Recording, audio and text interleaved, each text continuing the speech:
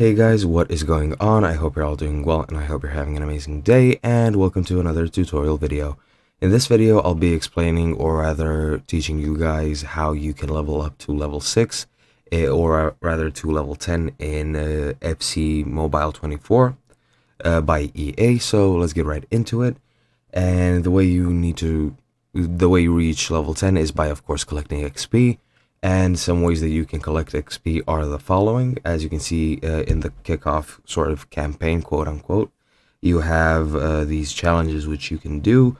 And once you do them and once you complete each one of them, as you can see, this is one for the intermediate level. Once you complete it, you will get a certain amount of XP. In this case, you get 100, which for me, I think would be enough for a level up. Yep. As you can see, I have 40 XP, and earning 100 will level me up to level 7. Another way in which you can earn XP is by going into quests. And as you can see, you get daily quests. However, you also have weekly quests and so on and so forth. And completing daily quests will earn you these daily points. As you can see, the check marks.